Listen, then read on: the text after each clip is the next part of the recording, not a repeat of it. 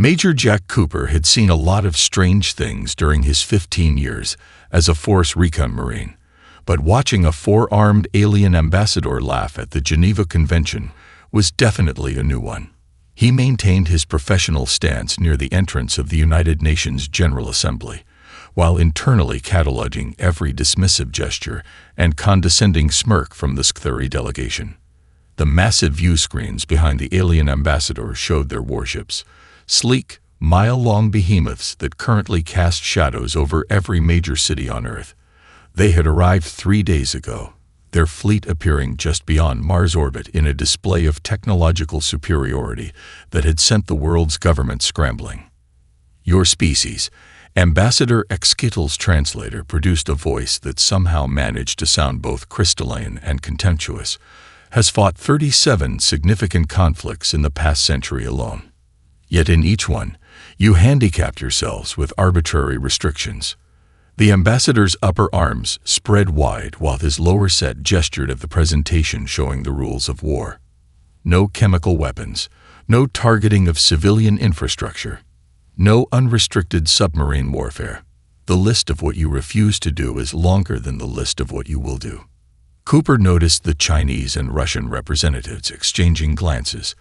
The American ambassador's knuckles had gone white around her armrest, but it was the Israeli representative's slight head shake that caught his attention, a subtle warning not to take the bait.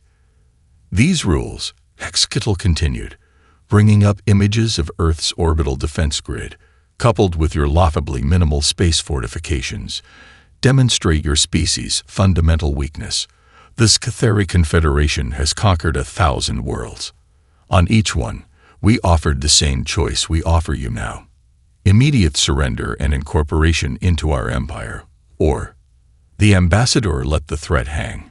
In the tense silence that followed, Cooper found himself remembering his grandfather's stories about Chosen Reservoir, about fighting in conditions so cold that the dead froze before they hit the ground, about how human beings pushed themselves far beyond what any reasonable species would consider possible.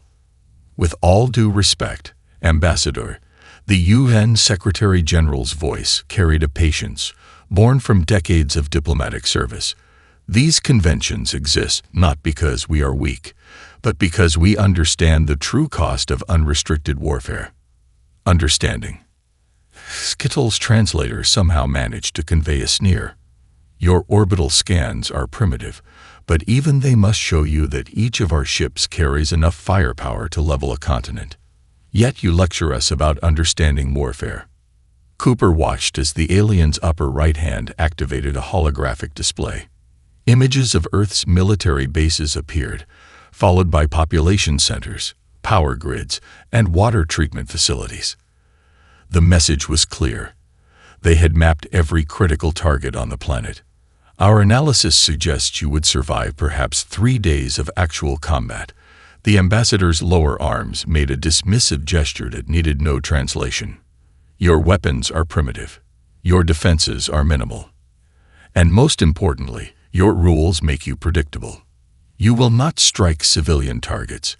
You will not use chemical or biological weapons. You will not attack medical facilities. You have painted yourself into a corner with your own morality. The Security Council representatives remained stone-faced, but Cooper noticed several military attaches making discreet notes. He knew similar scenes were playing out in every major capital, as humanity's defenders cataloged every boast and threat for future reference. We offer you 3 Earth days to consider our generous terms. Exkittle's translator produced what might have been intended as a magnanimous tone. Surrender now, and your species will be permitted to maintain its own cultural practices under our guidance. Resist, and the alien gestured at the warships displayed on the view screens. We will provide you with a practical education in unrestricted warfare. As the alien delegation filed out, Cooper caught fragments of their untranslated conversation, clicks and whistles that their universal translators weren't bothering to convert. They were laughing, actually laughing at humanity's military restrictions. Cooper allowed himself a small smile. He had seen that kind of overconfidence before, during his tours in various hotspots around the globe. It always ended the same way.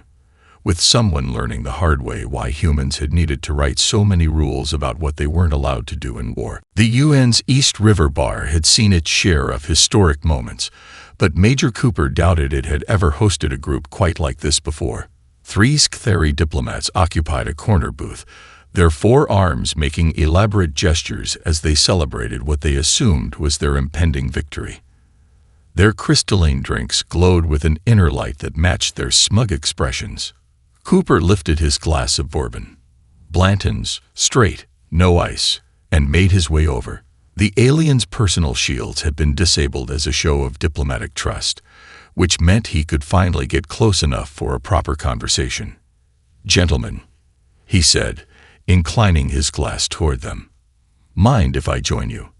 I believe we have some military matters to discuss." The translator crystals on their ceremonial sashes flickered to life. The largest of the 3, wearing the insignia of their fleet's tactical division, gestured to an empty chair with his upper right arm while simultaneously taking a drink with his lower left. "Show off." The warrior caste. The tactical officer's translator chimed. "How quaint. Come to surrender personally." Cooper smiled, the same smile he'd worn during hostage negotiations in Kandahar. "Actually, I wanted to ask about your species' experience with nuclear weapons." The aliens exchanged glances, their translator crystals chirping rapidly. "Primitive fission devices," the tactical officer dismissed. "We mastered them millennia ago." "Interesting." Cooper took a slow sip of bourbon. "Ever heard of a place called Hiroshima?" The translators worked for a moment. "Ah yes, your first atomic deployment. Incredibly crude. The radiation cleanup alone must have taken 3 days." Cooper interrupted. 3 days before we dropped another one on Nagasaki." The aliens' bioluminescent patterns shifted slightly. Their tactical officer leaned forward. "You used 2 in rapid succession. And that was before we really understood what we were doing." Cooper set his glass down carefully. "Want to hear about Operation Rolling Thunder? White phosphorus. Maybe you'd be interested in learning why we banned expanding hollow point rounds. Or perhaps," he smiled again, "you'd like to know about the time we made the air itself burn people's lungs out." The junior diplomat's translator squawked something that might have been a scoff. "Ancient history, your current military doctrine, explicitly forbids such weapons." "We didn't stop using them because they failed," Cooper said quietly. "We stopped using them because they worked too well." He pulled out his personal tablet, keying up some old footage. "Here's what white phosphorus does to armor plating. Burns right through. Can't put it out with water. Sticks to flesh." He swiped to the next video. "This is what happened when we tested VX nerve agent on a small island. Everything died. Everything. Down to the bacteria in the soil." The tactical officer's upper arms made a dismissive gesture. "Yet you bound yourself with rules against using such weapons. Weakness." Cooper laughed, but there was no humor in it. "You know what the most terrifying weapon humanity ever created was." He didn't wait for an answer. "The Geneva Convention." The aliens' translators chittered in confusion. "Think about it," Cooper continued, pouring another finger of bourbon. "We had to write down, in explicit detail, all the things we aren't allowed to do to each other. Had to create international laws just to stop ourselves from going too far. And you know what the really scary part is." He leaned forward, noting how the aliens unconsciously leaned back. "We wrote those rules because every single prohibited item on that list, we didn't just think it up, we actually did it first. Every single war crime you can name, every horror you can imagine. We not only thought of it, we tested it, refined it, and then had to specifically ban it because it worked too damn well." The junior diplomat's translator produced a nervous trill. "Your point, Major." Cooper finished his bourbon in one smooth motion and stood. "My point is simple. Those rules you were mocking at the UN today, they're not there to limit our ability to fight wars. They're there to limit our ability to end them." He straightened his uniform. "You might want to think about that before you start one." As he walked away, He heard their translators working overtime to process his words. He didn't need to look back to know their bioluminescence had dimmed considerably. Sometimes the best warnings were the quietest ones. The Scatheri struck at dawn, just as they had on 1,000 other worlds.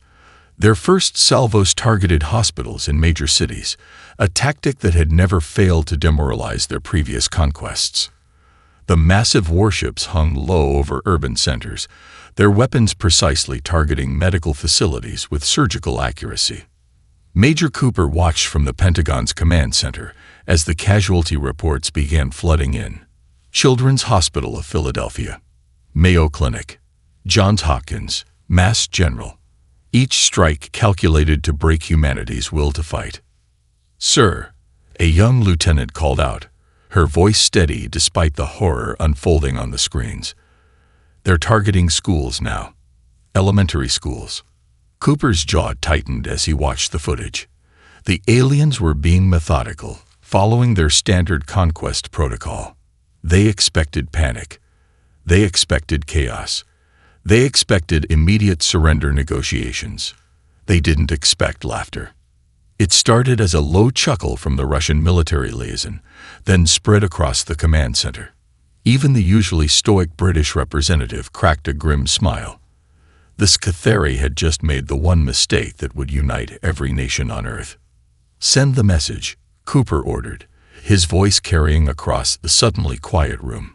"Just as we prepared." Article 8, followed by the declaration. The communications officer nodded, transmitting the prepared response to every Scatheri ship in orbit. On the main screen, a simple text began to scroll.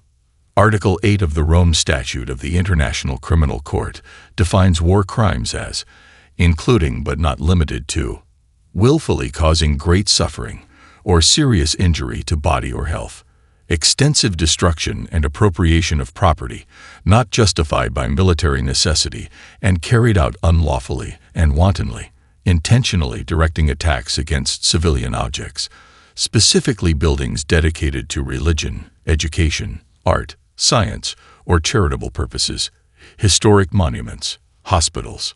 The message continued, each line methodically laying out exactly how many international laws the aliens had just violated. Then came the declaration. As of 600 Eastern Standard Time, in response to deliberate targeting of civilian medical and educational facilities by Scatheri forces, all restrictions imposed by the Geneva Conventions, the Hague Conventions, and associated protocols are hereby suspended in operations against Scatheri military forces. Cooper watched as the alien ship's communication patterns shifted. Their translators would be working overtime to understand why the humans were sending legal documents instead of surrender terms. "Sir," the communications officer called out, "we're getting responses from our allies. Russia, China, India, the UK, France. They're all confirming participation in Operation Unrestricted." The command screens lit up as military assets worldwide began shifting to their predetermined positions. In orbit, seemingly defenseless satellites suddenly revealed hidden weapon systems. Underground bunkers opened to reveal missile installations that had been masked as civilian facilities. "They're broadcasting," the lieutenant announced. "The Scatheri fleet commander wants to know why we're quoting laws at them instead of surrendering." Cooper stepped up to the communication station. "Send them my personal response. Because you just gave us written justification to show you why those laws existed in the first place." The alien response was immediate. "Your weapons are primitive. Your defenses are minimal. Your rules make you weak." "Those weren't rules," Cooper replied. "They were warnings. Humanity's gift to itself, written in the blood of millions, paid for with the lives of entire generations. A reminder of what we can do, what we have done, and what we chose not to do again, unless someone was foolish enough to make it necessary." He turned to the command staff. "Initialize the Lazarus Protocol. Bring our minimal defenses online. Show them what Earth really has in orbit." Across the globe, automated systems that had laid dormant for decades began powering up. Weapon platforms disguised as communication satellites revealed their true nature. defense systems hidden in plain sight since the Cold War hummed to life. The Sc-30 ship's sensors registered thousands of new threats appearing seemingly out of nowhere.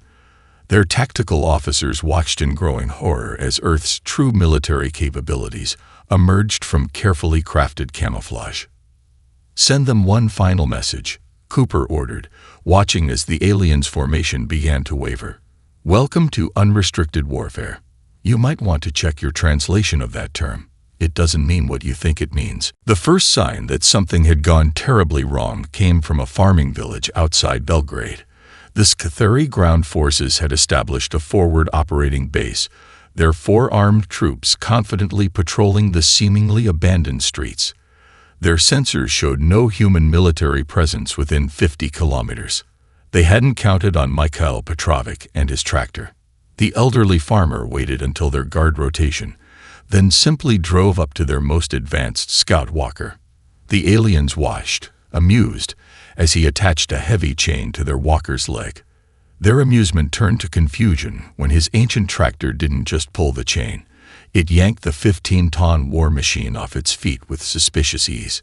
Only then did they notice that every farming vehicle in the village had been modified with military-grade engines and armor plating. By the time they realized their mistake, Serbian special forces were emerging from haystacks and barn lofts, with weapons that definitely weren't standard-issue farming equipment. Major Cooper watched the helmet cam footage from his new command post, allowing himself a grim smile. "Confirm that every resistance cell has received the updated OROE package." "Yes, sir," his communications officer replied. The Russians are particularly enthusiastic about implementing Protocol Echo. On the screens, similar scenes were playing out worldwide. In Vietnam, Sc-30 troops learned why humans had spent centuries perfecting tunnel warfare. Their sensors couldn't penetrate the Q-Chi network, modernized and expanded over decades. Every time they thought they had found the resistance, the humans simply disappeared into the earth. "Sir, report from the Canadian front," a lieutenant called out. "The Finns just arrived with their sniper teams. They're calling it Winter War 2.0. Cooper nodded, remembering his conversation with the alien diplomats about human military history. The Sc-30 were learning the hard way that every human conflict zone had produced specialists in different forms of warfare. In New York, combat medics who were no longer protected personnel transformed hospitals into fortresses. Their knowledge of anatomy, combined with unrestricted warfare protocols, made them terrifyingly effective. The aliens discovered that human medical personnel had spent centuries learning exactly how bodies worked and how to make them stop working. "Update from Brazilian Command," the communications officer announced. "The jungle warfare units are deploying those sonic weapons we reversed engineered. Turns out the Sc-30 inner ear structure is even more vulnerable than we thought." The aliens had expected to face a unified human military, something they could defeat with superior technology and numbers. Instead, they found themselves fighting 100 different styles of warfare simultaneously. Every region they invaded had its own specialists, its own tactics, its own nasty surprises developed through centuries of local conflicts. "Sir, the resistance in Afghanistan is requesting permission to demonstrate why their country's called the Graveyard of Empires," another officer reported. "Permission granted," Cooper replied, watching as the mountain tribes began implementing tactics they'd perfected against every invader from Alexander the Great to the present day. The Sc-30 learned too late that those primitive-looking villages had been designed over centuries to serve as interlocking defensive positions. In orbit, things weren't going any better for the alien fleet. Human ships might have been technologically inferior, but centuries of submarine warfare had taught humanity everything they needed to know about three-dimensional combat and avoid. Every human vessel operated under modified submarine warfare protocols, using tactics that had been refined since World War I. "Message from the Chinese Space Force," the lieutenant announced. Their ambush at the Lagrange points was successful. 37 enemy capital ships destroyed. Cooper watched as the tactical display updated. The Sc-30 had expected to find a primitive species bound by self-imposed restrictions. Instead, they found themselves facing an enemy that had spent its entire history perfecting the art of war, and had only created restrictions because they knew exactly how bad things could get without them. "Sir," his XO approached with a tablet. "The resistance groups are requesting permission to begin implementing historical partisan tactics." "Granted," Cooper said, remembering how the aliens had laughed at humanity's rules. "Let's show them why we needed laws against this stuff in the first place." The Scatheri High Command had expected Earth's resistance to crumble within days. Instead, 3 weeks into the invasion, their tactical officers were struggling to explain why they were losing ground on every front. Major Cooper's latest transmission wasn't helping their morale. Today's history lesson, his voice echoed through their command ships, covers the Finnish Winter War. In 1939, a small force of Finnish soldiers held off a massive Soviet invasion through superior knowledge of terrain and innovative tactics. They called their ski troops White Death. The alien commander switched off the transmission, only to receive urgent reports from their Arctic front. Human soldiers in white camouflage were decimating their forces, appearing and disappearing like ghosts across the frozen landscape.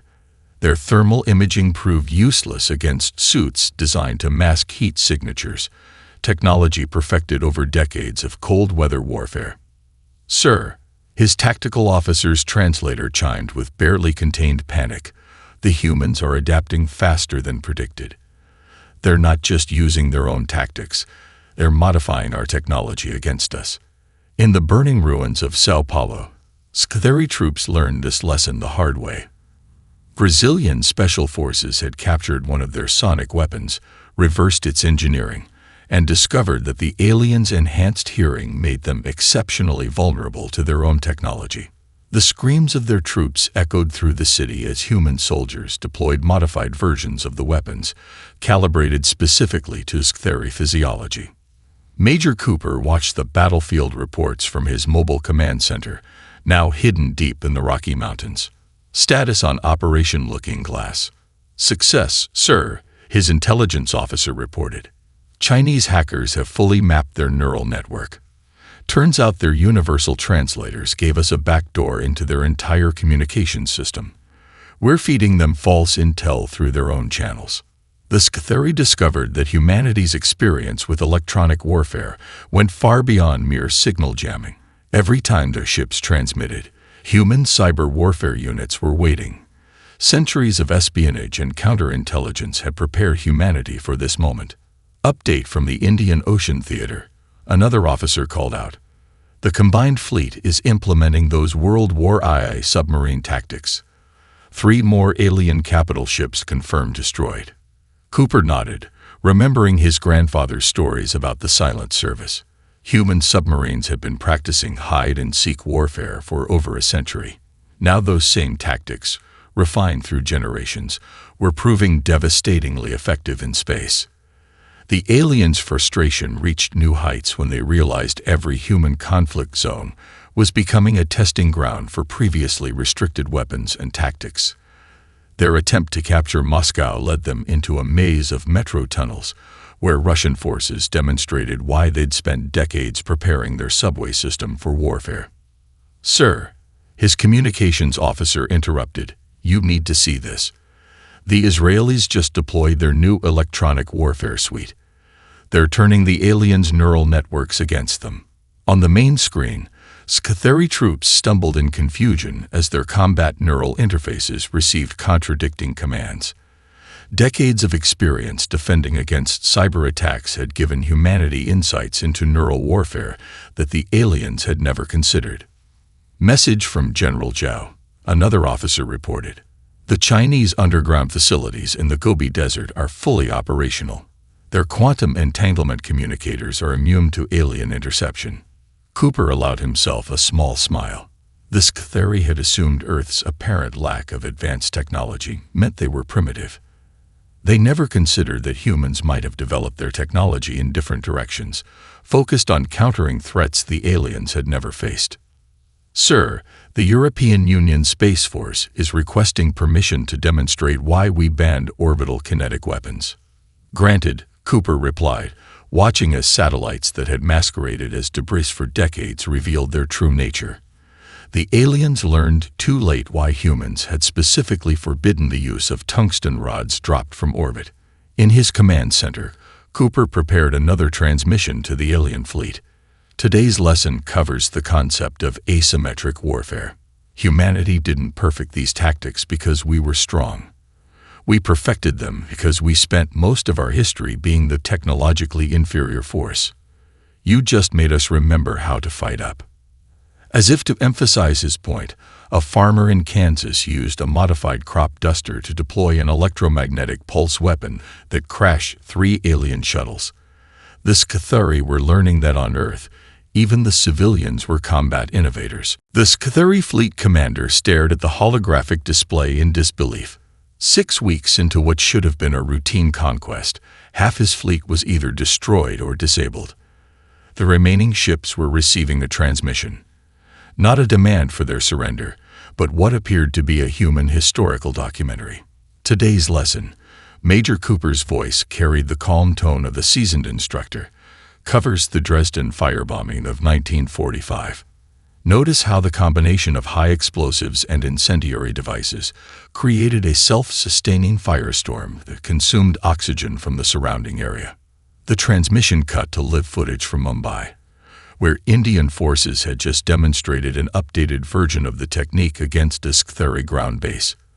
The aliens watched in horror as their supposedly fireproof materials burned under the assault of modernized thermite weapons. Interesting fact, Cooper continued, humans have spent centuries finding new ways to make things burn. Would you like to see what we can do with plasma now that we don't have to worry about collateral damage? In his Mountain Command Center, Cooper reviewed the latest battlefield reports. The Scathari were learning that each human nation had specialized in different aspects of warfare, and now all those specialties were being unleashed simultaneously. "Sir," his intelligence officer called out, the South Korean cyber warfare unit just cracked their remaining encryption. We have full access to their neural network. On the main screen, alien troops stumbled as their combat neural interfaces received conflicting signals. Decades of research into brain-computer interfaces, originally developed for medical purposes, were being repurposed into devastating electronic warfare tactics. Update from the Australian front. Another officer reported. Their special forces are implementing those modified Vietnam-era jungle warfare protocols. The aliens have lost contact with 3 more ground divisions. Cooper nodded, watching as human forces demonstrated warfare techniques refined through centuries of conflict. The Scathari had expected to face a unified opposition. Instead, they found themselves fighting against every type of combat humanity had ever mastered, all at once. Send them the next history lesson, Cooper ordered. Start with Genghis Khan's psychological warfare tactics. The alien commander received footage of ancient Mongol armies using terror and deception to defeat numerically superior forces.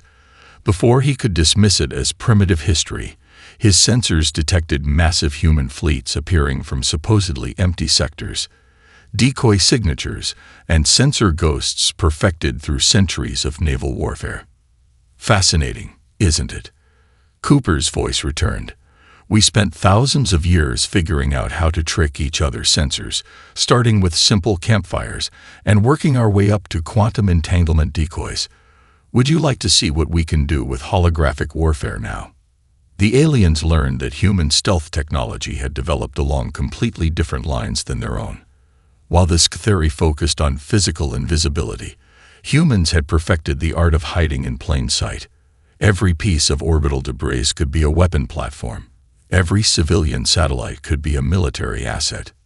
Sir, the communications officer interrupted. The Chinese Space Force is ready to demonstrate their mass driver technology. Cooper watched as kinetic weapons platforms, disguised as communications satellites, revealed their true nature. The aliens discovered why humans had specifically banned weapons that could drop tungsten rods from orbit, right before several of their capital ships experienced first-hand demonstrations. Today's final lesson, Cooper transmitted, covers why we created rules against targeting civilian populations. Would you like to see what happens when every human on Earth decides they're now a legitimate combatant? The Scatheri watched in growing horror as ordinary citizens transformed their tools into weapons. Farmers modified their equipment into armored vehicles. Construction workers turned their sites into fortresses. Even the orbital cleanup crews revealed that their debris collection satellites were actually weapon platforms in disguise. You see, Cooper's voice carried a hint of grim satisfaction. Humans didn't create rules of warfare because we couldn't win without them. We created them because we know exactly what happens when we fight without restrictions. Would you like another demonstration? The alien commander stared at his tactical display, watching as more human forces emerged from hiding. They had thought Earth's defenses were minimal. Now they realized that everything on the planet, every building, every vehicle, every satellite, had been designed with warfare in mind. They hadn't found a weak species. They had found one that had spent its entire history preparing for this moment, hiding its true capabilities behind a facade of self-imposed restrictions. The Scatheri flagship hung in high orbit, its once pristine hull now scarred by 2 months of continuous warfare. Of the 1,000 ships that had arrived to conquer Earth, barely 200 remained operational. The fleet commander watched through damaged sensors as a single human shuttle approached under a flag of truce. Major Cooper sat in the shuttle's passenger compartment, reviewing the surrender terms on his tablet. Behind him, a squad of Force Recon Marines kept their weapons holstered, a courtesy that would have been unthinkable just hours ago. "Sir," the pilot called back, "they've granted us landing clearance. Their weapons are powered down." Cooper nodded, remembering his conversation with the alien diplomats before the war. They had laughed at human restraint then. They weren't laughing now. The shuttle touched down in the flagship's main hangar. Honor guards of 4 armed soldiers lined the path to the command center, their posture rigid with barely contained fear. Cooper noted how their weapon ports remained sealed. They had learned the hard way not to underestimate human combat capabilities. "Commander," Cooper greeted the alien leader as he entered the bridge. The translator crystals hummed to life, their tone more subdued than during their first meeting at the UN. "Major," the commander's upper arms performed a gesture of formal respect, while his lower ones remained carefully visible and empty. "You bring terms of our execution." Cooper placed the tablet on the command console between them. The alien leader's multiple eyes widened as he read the document. This cannot be correct." The translator struggled to convey his confusion. "These terms are merciful," Cooper suggested. "Did you expect us to do to you what you plan to do to us?" The commander's bioluminescent patterns shifted in what Cooper had learned to recognize as extreme emotional distress. "You have the power to destroy our entire species. Our home worlds are defenseless. Yet these terms demand only education," Cooper finished, "mandatory historical studies, cultural exchange programs, integration into Earth's defensive alliance as equal partners, not conquests." Around the bridge, other Scatheri officers gathered to read the terms. Their translators chittered with disbelief as they processed the document's contents. "I don't understand," the commander admitted. "We targeted your hospitals, your schools. We violated every rule of warfare you held sacred. By your own laws, you have the right to exact terrible vengeance." Cooper stepped to the bridge's viewport, looking down at Earth. "Tell me, Commander, in all your 1,000 conquests, how many species fought back with our level of capability?" "None," the alien leader admitted. "None even came close. And how many showed mercy when they had the upper hand?"